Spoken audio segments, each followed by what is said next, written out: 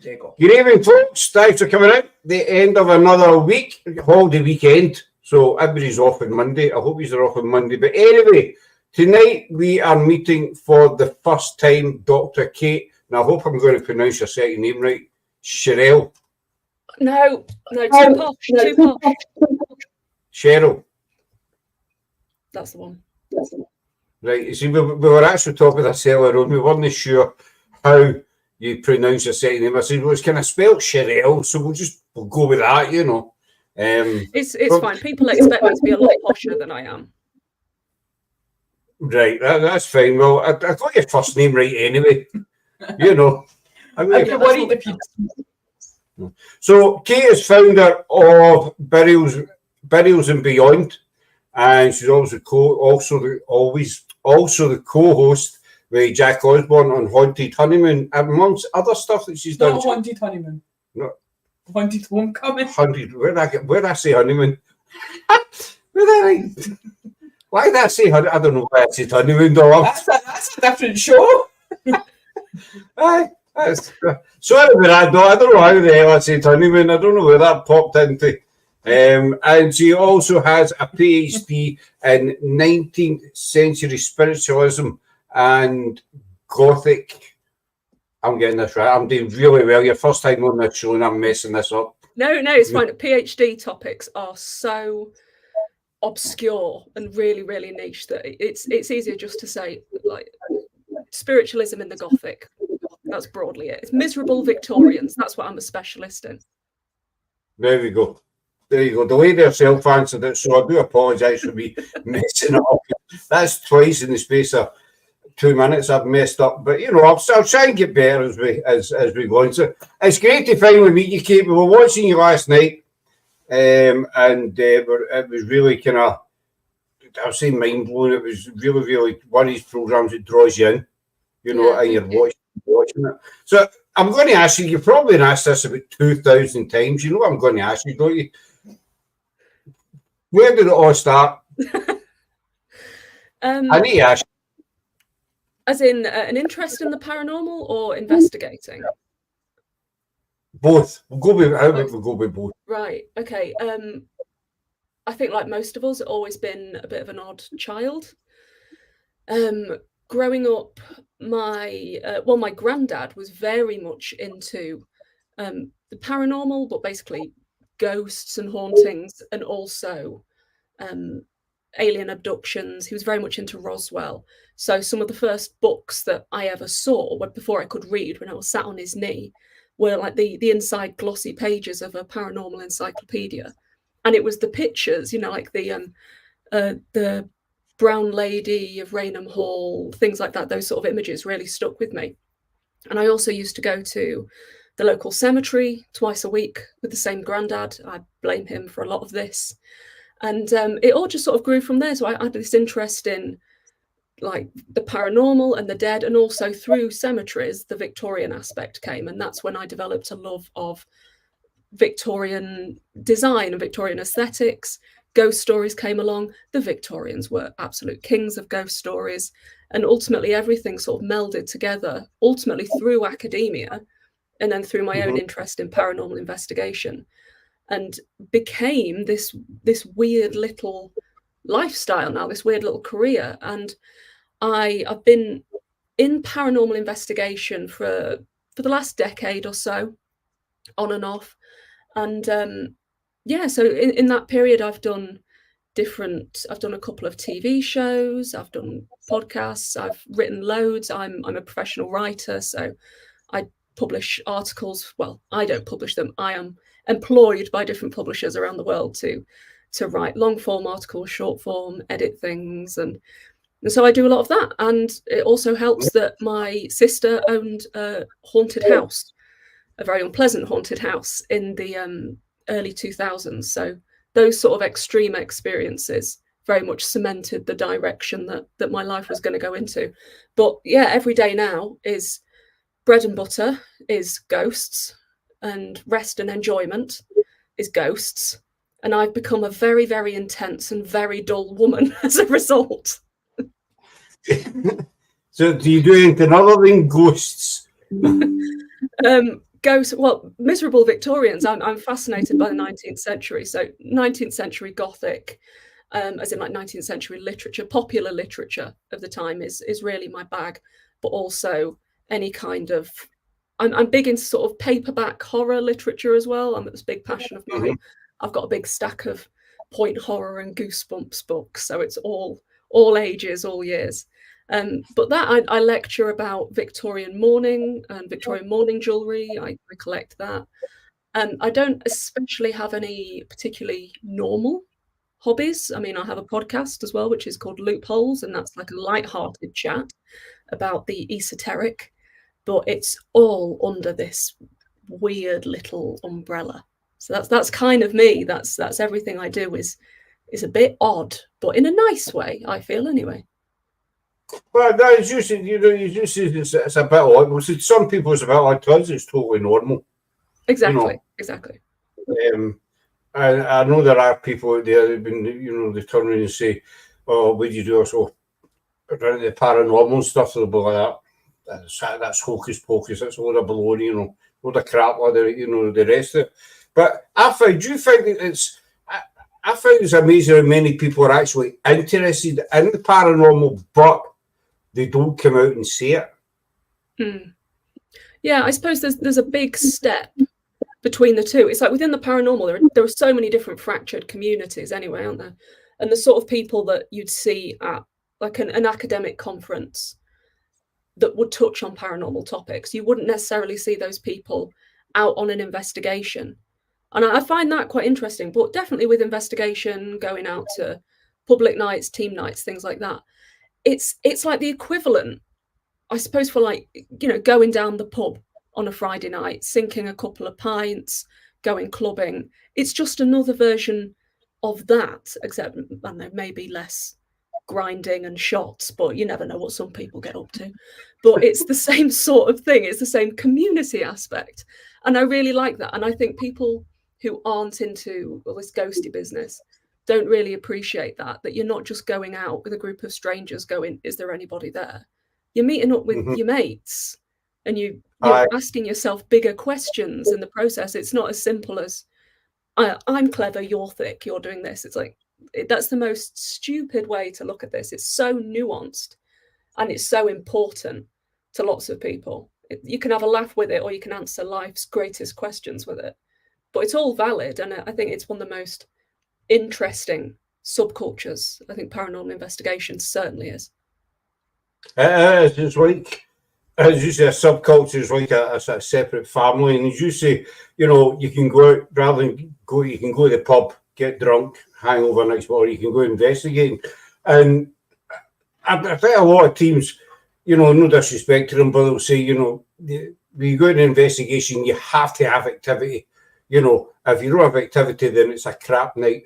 We've said on many a show, we don't look at it that way. As you said, you're out with your mates.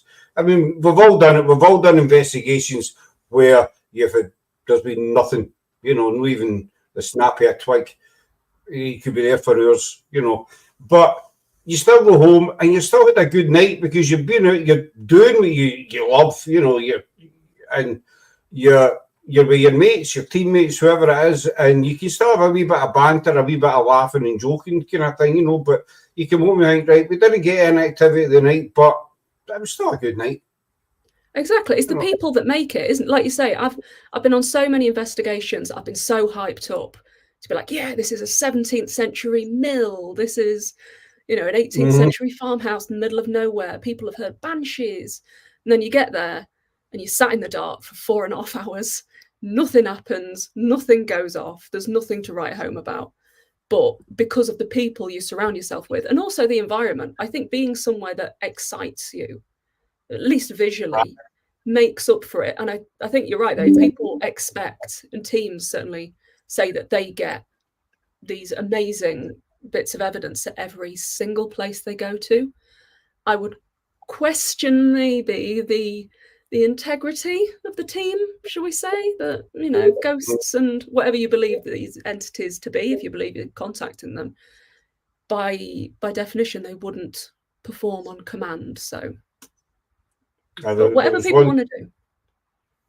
there was one team up here. They're no longer running, but every investigation they had the same format. You know, it was the same routine. Every investigation, and as soon as they started, you're talking seconds into it. You know, activity, wasn't it? Right? Every single time, didn't matter where they went, a graveyard, a bus stop, a toilet, didn't matter. They got activity. It was second, didn't need to stand about, you know, the spirit. So if the spirits were standing at the gate waiting on them, you know, oh, here they're coming now. Let's go. Is that they always got a demonic? I know, they always found a demon. Don't. There was a location up here we'd done, I don't know, about 5 or 6 times, and we got some activity, not a great deal. There was an old power station, and we took, I remember this team along. One day was done investigation, and right away they were at, there's a demon, there's a demonic spirit in that corner, that back corner, and I was just standing there looking at them thinking, no, there's no, we've been here before, you know, all different times, and there's nothing behaviour like that, and don't go in that stairwell because he's standing there waiting on you. And we thought, why did we even bring this person along? Yeah, you know, why do they want demons? I mean, I know that it's like demons are the Tamagotchis of the ghost world. Like everyone wants them. They are the hot thing to have on your investigation. So even when you bring out ITC devices and things like that, 9 out of 10 times you're going to have something that says demon. It's like, well, of course it is, because if it's a programmed option in a device, of course a demon's going to crop up if you want it, and it gets you more views. It might get you more cash if you're saying there's hordes of the devil's undead wandering around wherever you go. But again, I like evidence on command. I would very much question the legitimacy of any demon. And like I say, if someone comes on your investigation that you brought along in good faith and is suddenly saying, I'm sorry, we can't get to the tea and coffee making facilities because there's a small evil demigod in the way, you'd think, what the bloody hell am I doing? That's what we thought that day when he started, and thought, no, we've been here about 5 or 6 times, you know, and there is activity here now and again, but there's certainly nothing demonic, you know, and it just ruins it, you know. You just that's individual. Every investigation they did, they always met a demon. There was always a demon hanging about somewhere, waiting for this person. But you were saying about the Victorian era, I was watching one of your videos last night. It was a lecture you were giving on spiritualism. And the Fox sisters, which I found really fascinating. I used to go to spiritualist churches up in Glasgow. Oh, right. I went to three or four different ones. I went to the main one in Sucky Hall Street in Glasgow.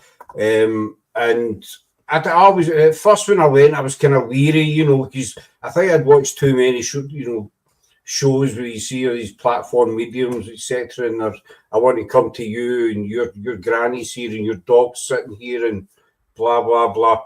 But when you were talking about do you think that's maybe what your draw is to the Victorian era? Because obviously spiritualism, the Fox sisters in America was during that period as well.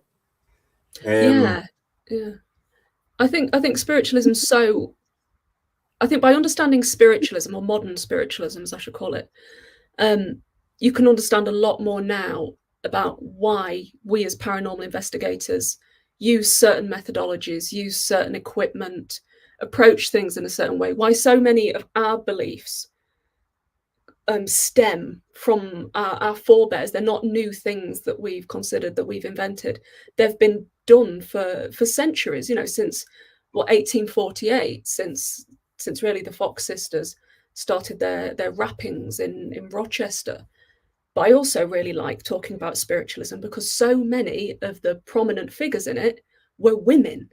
And I always think it's so great to celebrate the role of women in moulding, cultivating, and investigating the paranormal world. And some of the first and the greatest paranormal researchers, the first writers on the paranormal, were all women. And I think to celebrate that, to then use that to uplift women in paranormal investigation research today, is a really great thing because it doesn't have to come at the cost of anything else. It's celebrating a truth.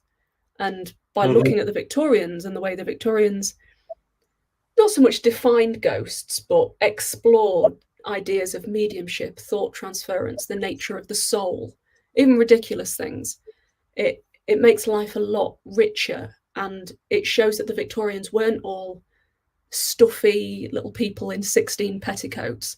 Half the time they were half naked, running around a seance room, spewing ectoplasm out of God knows what orifices.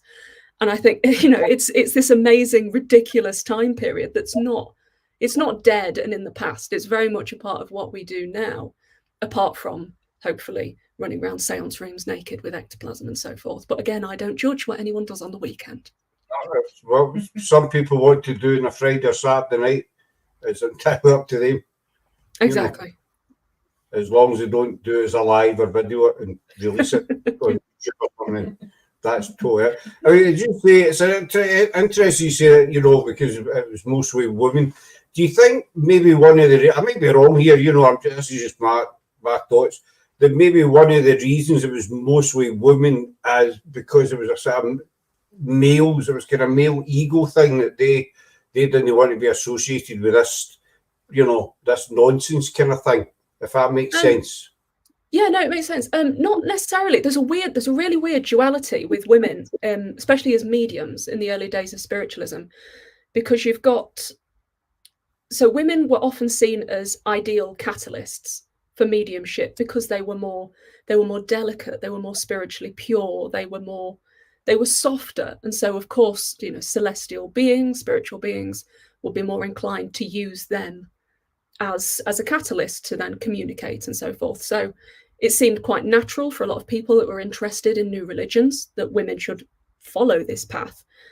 But also at the same time, in becoming a medium or being very visually important in a spiritualist community, women couldn't be true women. They couldn't follow all the same facets that society was telling them to, because they were public women, and quite often public women constituted a public threat.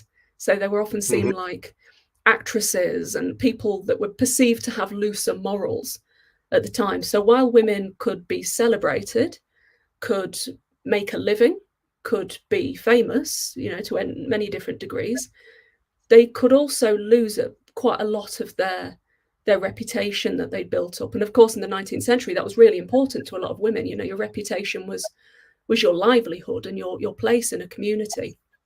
So I find a lot of women who were strong enough and bold enough to enter spiritualism at that stage, I think should be massively admired, because it was a really big step, and their reputation, their very being as a woman, was ultimately questioned relentlessly and repeatedly by men, but the same men that would then financially support the women, whether by going to them for readings, by going to their public lectures.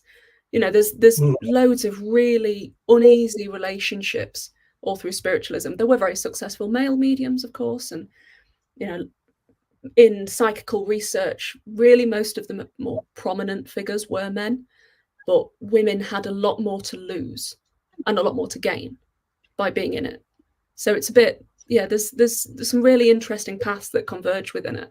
And a lot of the time it was kind of like, it's very EastEnders-y, that it's like constant rowing and slagging each other off. And if you look through like old Victorian magazines and newspapers that specialized in spiritualism, I implore you to look at the letters to the editors page, because they're all just bitching.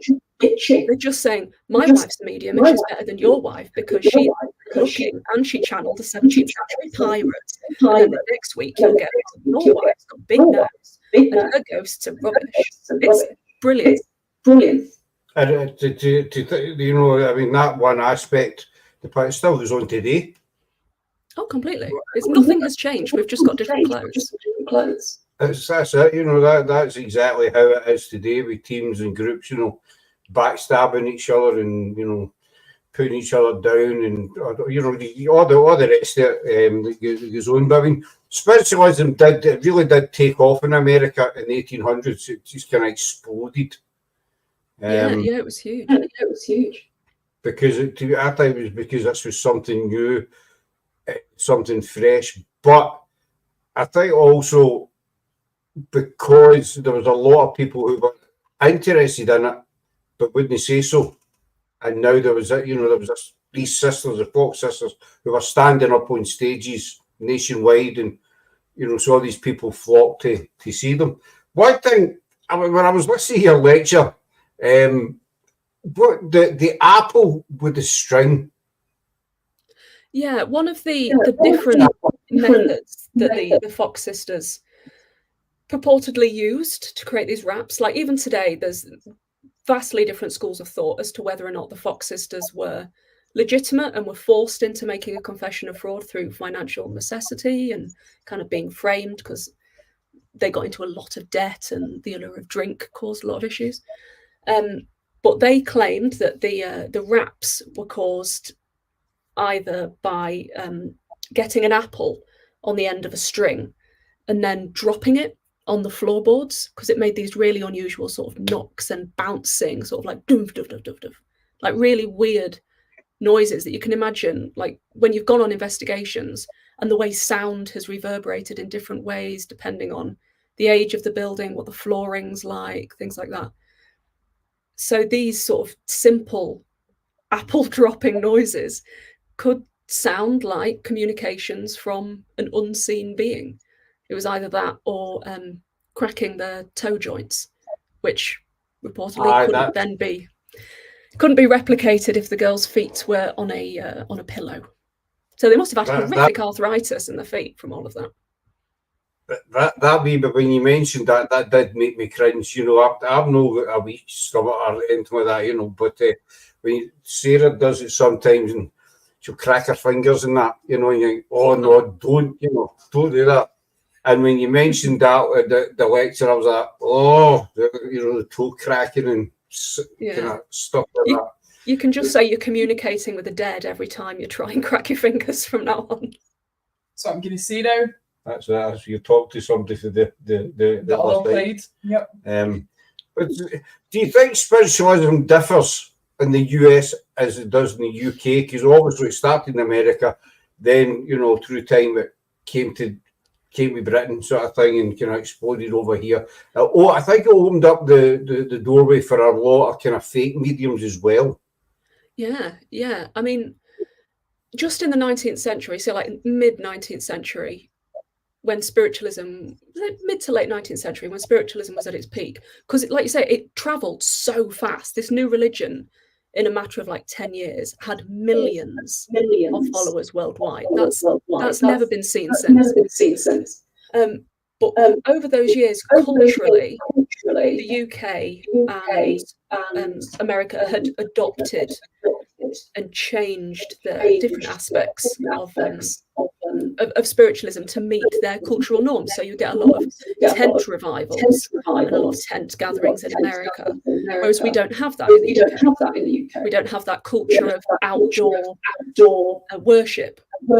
Various different sects in America do have that, and so spiritualism fitted quite nicely into that. Whereas, the UK, even Germany, the Netherlands, places like that, they all sort of gravitated towards different means of spiritualist worship and spiritualist contact. So, manifestations were very big on the continent and in the UK, and maybe like spiritualism in London, say in like the 1880s, was very different to spiritualism in Yorkshire. There were a lot of crossovers with visiting mediums, visiting means of lectures and things like that. But there are so many great records of different communities, even within a very small country, just how these things differed. So when things got to America, they originated in America, but in America there were so many different facets, and I think a lot of that comes from the time that spiritualism developed, because this was a huge era of massive technological advancement. So we had things like the telegraph and these new movements, these new ideas, these new means of communications. And so it all seemed completely possible that this means of communication could line up with the afterlife. But I think one common thread between all of them was fraudulent mediums, and a lot of that came from the rich tradition of stage magic. So really, a lot of stage magicians saw that this lucrative new religion was coming up, thought it was a bit daft, and thought, right, I can make a quick buck here, and so would repackage their tricks as being these magical manifestations with a capital N, rather than an actual sleight of hand trick. So you see a lot of that. You see a lot of magicians working as fake mediums and as debunkers at the same time in the same period. So I find that a really interesting crossover, because that was kind of what Houdini many years later in the 20s was fighting against his comrades going in both directions. I think it's, you know, I've been to spiritual church. I went quite a few times, and people that I worked with used to say, you know, why are you going to see that crap? You know, there's nothing in it, it's not true, blah, blah, blah. I think when you go to a spiritualist church, I love going, you know, because it was a nice, friendly atmosphere, and, you know yourself, and you were made very, very welcome. And but I was kind of 50-50 on it. You know, he was sitting there at the audience and said, "Why come with this woman here," or whatever. Until one night I went to a different church in Glasgow, and I won't go into the whole story because it's a bit long.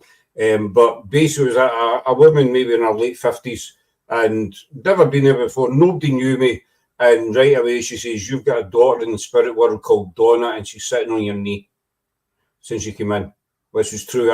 We lost a daughter back in 1992 called Donna, and this woman was spot on, and that just she told me other things as well, but that just kind of nailed it for me then and then. I always had that kind of belief in the paranormal, that there was something,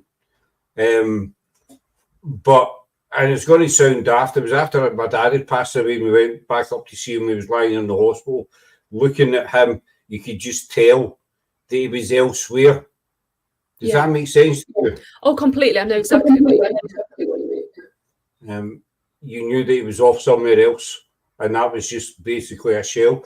Have you ever had the experience in spiritualist church that's just kind of knocked you back, sort of thing? You know, you just sit there in disbelief.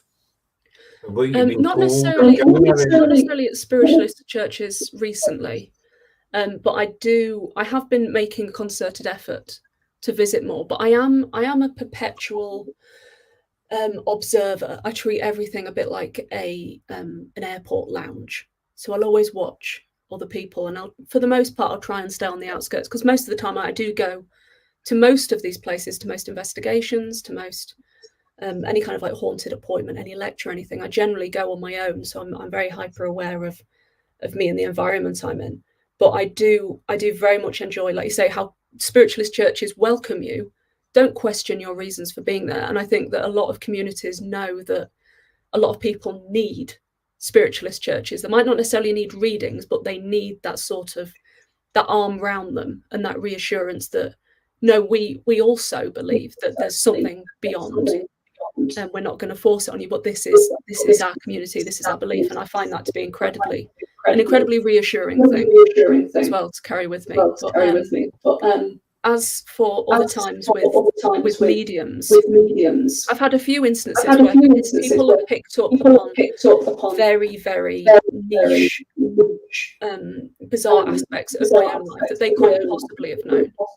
And even it's just things like the bizarre little middle name that my great-granddad had. No one knows that. Unless they've gone to Grimsby Records office. It's so it's not known. But then for someone to come and say, "I've got someone with you, and this is his full name, and this is something that only you know because it's family law," that sort of thing makes you not so much sit up and think, "Oh my God," but is a kind of weird reassurance, definitely. It does reassure. I mean, that night, I was in there for about an hour and a half, and I'm easily shocked. I never get shocked actually, but I came out and I sat in the car for, must have been a good half hour before he even started the engine. And, you know, as I say, I would always kind of 50-50, is there life after death, is that it? Or, but after that, and do you think somebody would need to have that kind of personal experience? It's not you're trying to convert them or anything, you know, but you would need to have some kind of personal experience that they cannot explain, if you know what I mean.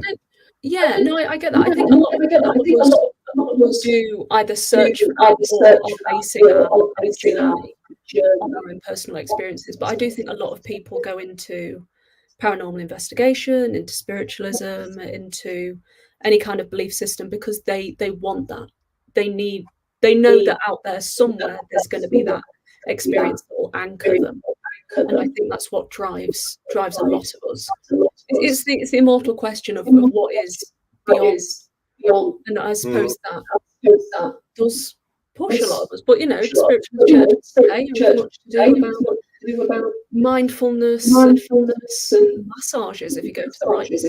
And they are about a medium round and saying, I've got a message for you, I've got a message for you. And I like that the spiritualist church is a very much a living organism. They're not stuck in their ways. They're not stuck in the 19th century. That I think a lot of communities recognise now that our needs today are very, very different to what they were when, say, the SNU was founded. Mm-hmm.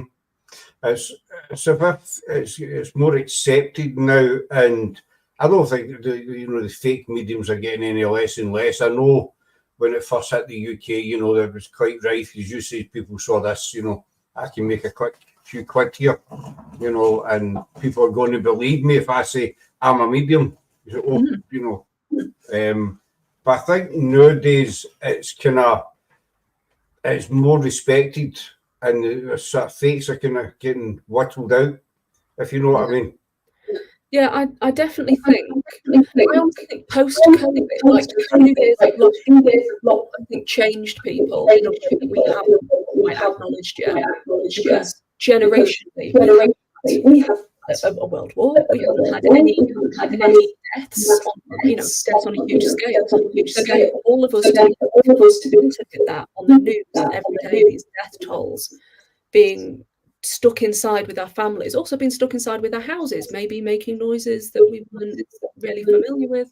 I think that period of time has made all of us confront subconsciously difficult questions. And so I'd say maybe people now are more interested in maybe exploring or mediumship or different types of spiritualist churches because they've had that time to confront the questions that they've never really had. So I think that's why we're getting a big spike in not only paranormal entertainment, but paranormal live events. We don't do events. We did look into it a couple of years ago about doing events, but so you know, up here some of the prices they were asking was just astronomical. You know, it was after COVID kind of thing, and there was too much kind of red tape and that. We thought, you know what? No, we're just a simple team who we just go out and do our own thing kind of thing. And that's how we started doing the podcast. We started the kind of right time, but the wrong time investigating wise, and then we all get locked in. And we thought, well, what are we going to do? I thought, well, we'll just start talking to people because there's nothing else to do. And I think a lot of people went that way. And it's like a community. You know, we've met so many people, and you build up friendships over the months, the years, whatever. And it is like a kind of community. And as you say, I think during the pandemic, because people were at home, they weren't doing their usual busy day-to-day lives. It gave them more time to sit back and think, right, well, maybe there is something to this or that, or, they would notice things about themselves that they probably never noticed before. If I'm making sense. Sometimes I rabbit in shows. And no, definitely. No, definitely. No, I think that it's kind of been integral to this second wave of paranormal investigation. Is that there's something else that's driving a lot of people as a thread of questioning, driving a lot of people. But I don't blame you for not going into events either. I mean, dealing with insurance and wrangling people as well. you can't actually enjoy the investigation yourself after that when you're trying to stop drunkards, trying to jump from the walls of a 16th century castle because they think there might be a demon at the bottom of the stairs. I get it. As it's too much, I mean, we know people do events, no disrespect to them, it's what they do, some are really, really good at them. But I think it takes the whole focus away from what you're actually doing. Because you might have 20, 30 people there that paid for an investigation, and these people are expecting, Casper to turn up or something, or Henry. Yeah, I think there's a big difference between, maybe I say, most investigator events and then public events. Again, everything's just going into different factions, isn't it? But certainly public events that are geared towards people who aren't maybe regular investigators or are a certain type of investigator, or people that just want to dip their toe into it. Those, they're like really, really structured evenings rather than go off with your equipment and see what you can get. A friend of mine, Amy, is a host for some paranormal events. She often likens it to an escape room where it's very, very regimented. Like you go through this room, and then you go through this room, and then you go through this room, and at the end, that's your full experience. No, I think. Do you think this might sound a stupid question, but I'm going to ask you: do you think you're going to put spirit off?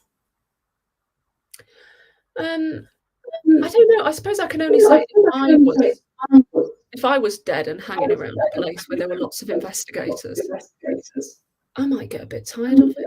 Maybe I might not be up for that much of a laugh. I don't know, because if you believe energy and combined energies on an environment, then it would work to the contrary. The entertainment events would be having the best possible evidence, whereas the rest of us, silent vigils, are just there doing their jobs. We need to do a bit more screaming, a bit more crap. I mean, it's usually, these events, the one with the big evidence, and you always read the reviews. We get so much evidence last night; it's unbelievable, but you never ever see it. We'll post it in a few days, and it's always a few days. Everything's a few days, but you never ever see all this fantastic evidence. Whereas you get, like a team of us would maybe go along to a kirkyard, and you get a couple of flickers on a cat ball. To me, that's still a result. Mm-hmm. Mm-hmm. Yeah, because it's completely subjective. Something's made that cat ball flash, or that K2. I know there's a lot of controversy about the K2s, and they're very easily manipulated by 101 things. We usually just ask spirit to make it go to yellow and back down. And if we get an intelligent, if it goes to yellow, then we don't say it's paranormal. We will say, well, there's something, I think they're the kind of best types of investigations. No disrespect to event organisers, but I think spirit prefers that because they just want a chat. Some of them probably. Yeah. So I mean, some of the best investigations I've had have been a couple of us in a room with like a geophone, or like a footstep tracker. And we've just said, I'm on the table, make because all through explaining. Through that, we've had the most amazing intelligence. And then I've also public events where you've had people screaming at a cobweb. And the two don't really marry up. And you've got to be very, very polite. But I think there are different outcomes. It's all very. I'm definitely more a fan of seeing what comes through. Let's see if we can get it to be intelligent, and then let's see what could have influenced it.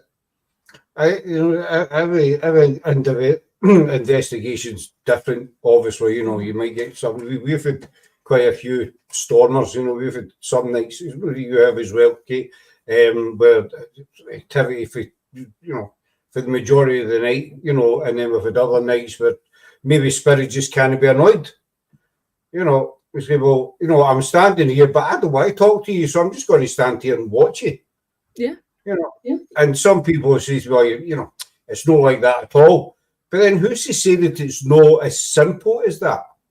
Yeah, I mean, everyone that we've ever met, is every single one of those people super outgoing and super chatty. No, so then why do we try and apply that to spirits if we believe that's what they are? So maybe someone will just be sat in the corner going, please stop off. You know, they won't necessarily be there going, we've had a few nights where we just go in and you can tell, you know, when you start. Mind Alloway Kirk, we walked in. Alloway Kirk's a small kirkyard that dates back to the 11th century. And as soon as we walked in, we knew we weren't going to get anything. It just felt kind of flat, you know. And I think we lasted about 15, 20 minutes. Aye, because it was raining and it was freezing. Aye, it started raining, it was freezing, so we thought, you know, give up the ghost, pardon the pun. You know, to just call it a night and go home. We still enjoyed ourselves because, as I said earlier on, we were out doing what we wanted, but it was just one of the nights. And I think people respect you more if you turn around. I know you get ghost shows here, right? We got this and that, but then you get these people who turn around and say, look, we've been here for 5 hours and we've got nothing, not a thing. I think people respect you more. What do you think? Yeah, I think anything which shows dedication to the idea of it and not forcing or missing. I'm not going to say it now. Misinterpreting evidence. You know, the idea that I know someone who spent an obscene amount of time in a haunted house, you know, invested a lot in and got virtually nothing. And I do have not so much respect for the whole thing, because that's subjective again. That's what he wanted to do. I very much have respect for his methods, that he didn't force anything, and he wasn't one of those people who were going to make 20 YouTube videos and shit where they led a damage around every 5 minutes. Yeah, I definitely think deciding what type of investigator you're going to be, going on the journey between them is really interesting, and it's really important because you want to be ethical, if you want to be not so much respected by others. I think respect is a bit of a crap word sometimes, but certainly if you want other people to look at you, that's fair play, that's good. Not going to necessarily be the most whiz bang time of the big. Like say somewhere that's cold for 15 minutes and go in this, or you might be there for 5 hours with in there, mate. It's the thing. I'm going to move on. I'm watching the time, but I'm going to move on to Wilder's House in just a second. The thing that I like most about investigations is the anticipation. You just don't know what's going to happen within the next 5 minutes or so, or the next 60 seconds, basically. What is there a particular thing that, you know, gets you about investigating? I'm going to say I love people watching. It's the location. If it's got this amazing. From the second we get there, and I usually get there a few hours earlier to pictures. It's knowing that if I'm with my group that I've been to some fantastic places with, everyone has got massive kit bags, so they all look like James Bond knockoffs.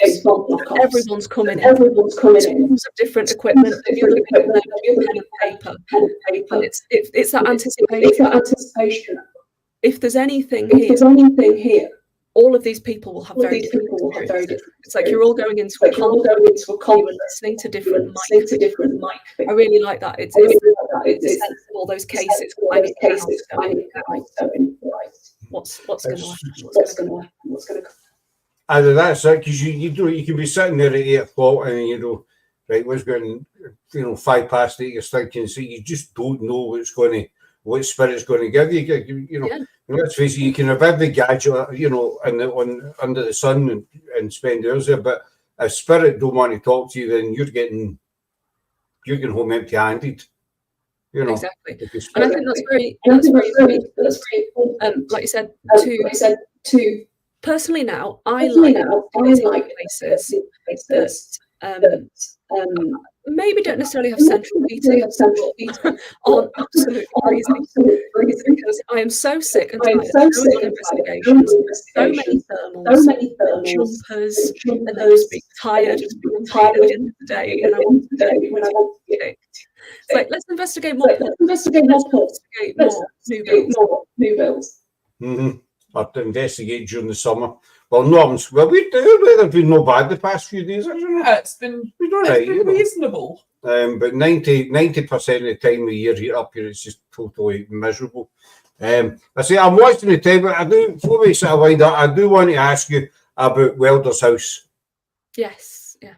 Now, so we watched it last night, and I found it fascinating. What was your kind of? I mean, I'm not a medium or psychic or anything, but I watched a couple of wee bits, and I got a wee, feeling about certain bits of the house. What can you tell us about the house itself? What you experienced. Yeah. I mean, I went in knowing absolutely nothing. I was privy to. Very fortunate. The local archivist was very friendly, loads and loads of maps and plans, like the old functions. I was able to go through all of it before I went. As someone who spent a lot of Victorian buildings, please be spooky, please be spooky. And from the outside, it's a big family home. A lot of the time, didn't feel spooky at all. There was something really. I'm not psychic either. There was a sort of feeling in the other rooms. It sort of you'd interrupted. When there's people around. It felt like that. It felt like that in this room. And then upstairs to where Jack's childhood bedroom is it had the weirdest feeling. It was like we were interrupting them. It just felt like there were multiple people there. It felt really odd. Time and space was staggered almost whenever we entered it. We'd, like a record scratch. The room would be like the air staticky something. Something's off here. So it was interesting to investigate. People were living, the Osbourne's house in England. So you don't necessarily want to before they're going to go to bed. But it was a really unusual experience. We all had very separate experiences. Even the group, they all had their own unusual paranormal experiences in that house. So much based around the feeling of someone being there, seeing what you're doing. Mm-hmm. I know the corridor. I found the corridor. This is where I said that. Well, I'm not medium or anything, but I thought it was just an image you get when Jack was talking about the cupboards. That he heard what he said was somebody shutting the cupboards and footsteps. I got the kind of impression that it was a male, maybe the master of the house, the former master, and he was shutting the cupboards because this is how they were meant to be. That kind of, they're not meant to be open sort of thing, they're meant to be shut. And this was him going along that corridor and shutting them because he just wasn't happy. I don't know if that makes any sense. Obviously, you were there. It was. I certainly felt energy. Just above the stairway, towards the children's room. It felt sort of. It felt like a goodness, and that sort of that aligned some of the things that Jack's friends had. But like I said, it felt busy. It felt like there was very well could have been male. It felt as if there was, there was certain two or three intelligent spirits there, but at the same time, there was people, there was other individuals there going about their daily business as they would have done, back, I think it was built in the 1800s, when the master of the house was at home, with the servants, obviously. And so, that's what I felt in the corridor. When you were scrying, there was one bit that you're standing, you're looking in the mirror, and you jump and you swear. That's just like. I try and pretend that I'm classic. What was it? What? Start again. What was it that you seen or felt that made you kind of, It was that male. It felt like there was a man that just like an old man that come on behind me, and it was like this coldness. That there was, when someone rushes you. It felt like that, and it felt like. I don't make up. And I think that's what I was quite concerned about going into that particular project. If they won pistols, I might not be the person. But there were so many very legitimate things that have icons. That's why you end up getting very swearing stuff. It was like there was just I found the story of Eva very tragic. Well, it is a tragic story about the lady, and she was killed in the railway track. Do you think she is? I remember Jack saying when he was a kid, he would come up that section of the stairs, and he would see a woman with dark hair standing at the corner of the banister. Do you think that is maybe Eva, and she's maybe she's trying to tell people something, or maybe? I think it would be very. It was, but we never got. I mean, I hasten to pin it down, but I really don't know. Definitely some female images in that house, but I couldn't really pin them down. There was this rushing, busy, chaotic feeling in a lot of rooms, and because that house has used over the years, not just as an asylum and mental institution. It's hard to pin it down. Certainly, the tragic story of Eva is a possibility because if you believe that intense feeling, tragedy, even imprint, it would align with that. One thing I found strange, I don't mean in a bad way, Jack's safe space. Obviously it's a big house, there's many different rooms, and there's all these bits and pieces going on, spiritual wise. But he says if this one room, that was his safe space, basically. Did you feel anything different about that room to the rest of the house that would maybe, put spirits off getting in, or whatever it was that was going on? I think the medium prior picked up on things differently, and picked up the safe space. His idea of a safe space. I really didn't want to go in that room at all. He didn't want to. I noticed he was Scottish as well. So that was a good choice. I think he's from Shetland. Yeah. It's a great medium.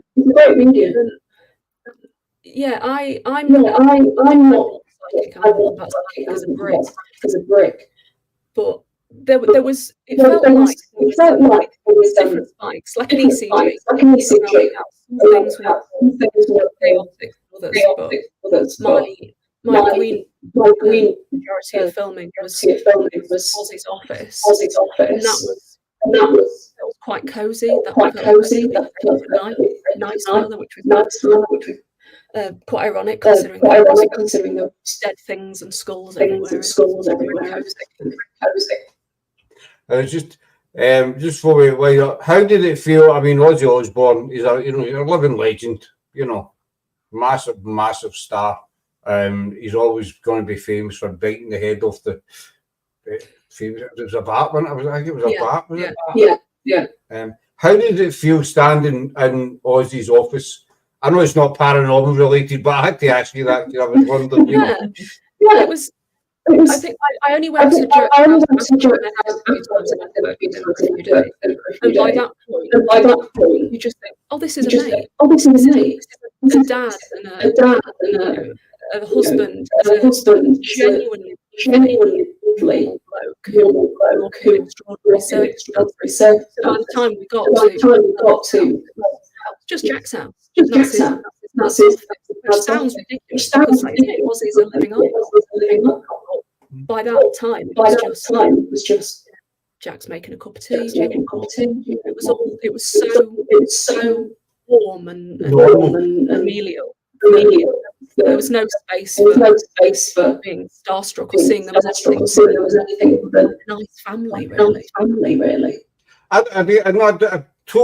We totally get what you mean. You know, I mean, I'm no names dropping it, but we've interviewed a lot of people, film stars, directors, and pie negri, stuff like that, TV shows and what have you. And you see these people on TV, you know, or you see them. We do a lot with CRA Entertainment. We made about 4 or 5 movies. David Espinosa and Craig Arms. And we've watched all their movies. I mean, you're sitting, we've not met them face to face yet, but when you're sitting on a panel with them, you know, you think, well, I was watching this guy on TV. This guy's a film star, and now I'm sitting talking to him one-on-one, and just normal people. Yeah. You know, and that. So I totally get what you mean. You know, you get Jack Osbourne, you got Ozzy Osbourne, but after 5 or 10 minutes of, you know, talking, you forget who they are. Yeah, I think whether it's as big as Jack, or people who are prominent investigators. Behind it all, they are just people who are thrust into put themselves in rather circumstances. But yeah, I've very rarely met anyone paranormal who's ultimately not very normal. Aye, I know what you mean. But as you say, at the end of the day, they are normal people. You know, they eat, drink, sleep, all the rest of it. They like a good chat, you know, a good laugh, and they do their celeb thing wherever elsewhere, you know. And I found the last question, the former landowner, the military man. No, the medium said that he felt a military connection, and not necessarily in the house, but on the land. Do you think he maybe still sees that house, the land, as his, and maybe, because I remember the medium saying that, you know, it was directed at Jack. Yeah. Do you think maybe this gentleman sees Jack, you know, well, you're a male and you shouldn't be here because this is mine? Yeah, absolutely. Yeah, I mean, absolutely. A couple of years ago that we filmed it. I think the house was used as a military for a period. So that accounts for all the associations. Very different circumstances as well, where men have had investigations very extreme from male spirits. Women had nothing or very gentle. So yeah, maybe there is that aspect. I'm the man of the house. This is my land. It's farmerish, isn't it? This is my land. So yeah, I think there's maybe a Weldon, certainly at different places. Or maybe just very, very, very last thought. Maybe when Jack was a kid, he'd done something mischievous, you know, no evil or anything, you know, drastic like that. But because I know that he found a gun outside. So is it possible that this military gentleman, that was his gun, and as far as he's concerned, maybe Jack's stolen it? I know it sounds nuts. It might sound nuts. You know, there's so many instances of claiming that objects have footprints on them. Through psychometry, have some kind of link to the deceased. So I'd say it was perfectly normal. If you believe in things, spirits being anchored, then perhaps who knows? We never know what do will ultimately influence our future. That's what fascinates us. You don't know, and every question produces, 1,000 other questions. Yep. It produces more questions. But we'll wind it up there, though. I know if you're limited with time with you. I would like to get you back because there's so much more to chat to you about. Yeah, of course, yeah. I would love to get you back in. So where can people find you, just before we disappear? Where can people find you? You can find me all over search on under burials and mourns, dead people and ghosts. And you can find my podcast holes or podcasts wherever you get. We're on Spotify, Apple, out every Wednesday. It's funny, ridiculous, and well researched. Yeah, it's fun. It's fun. And that's all I think that's what the paranormal needs is, I watch some shows, no disrespect them, it's what they do, but you just want to go to your own funeral watching them. Yeah. Good evening, tonight we're doing tarot cards. And you're sitting there, you're watching, this is what they're like, this card means death, This you're going to win the lottery, and you think, seriously, you need a bit of humour, you need a bit of banter and a bit of life, pardon the pun. And exactly. Because I think the world's too short of that these days. But I'll keep a hold of you just for a wee second after we come off, if that's all right, Fleur. Yeah, of course. So that's it for tonight, folks. A big thank you to Dr. Kate Cherrell. See the time. For coming in. We will be getting her back because I've got loads more to talk about. I made notes. I don't often make notes, but I made some wee notes this time. I always hold a pen, and people say to me in the past, would you write? I say I don't write anything. It's just something it's for twiddling with that to fiddle with. I don't know if you do it or not, Kate, but you just but I did take the time to write stuff down, and I'm leading you through halfway. That was a blank page, but okay. That was a blank page. There is stuff written down there. Know what I mean? Kind of ruined the effect there, didn't I? Know what I mean? I wrote notes. Look, my blank page. Aye, I've written something down. But we'll wind up here, folks. So a big thank to Kate for coming in and to Sarah for joining me on the panel tonight. Well, and don't get used to it. We're back on Monday with Donna Louise, and then we'll get Susan Slaughter coming in next week as well, Kate. Ooh, very good. If you're free next Thursday. I'm a Glaswegian, I've just chanced Marum. We just, Why not? The worst thing that can happen is we'll say no. Well, that's it. So if you're free next Thursday, you're more than welcome to come on. But we'll end this now. Aye, we'll wind up here, folks. Enjoy your holiday weekend, and I hope the sun shines for you. And talk to you again soon. Right, bye.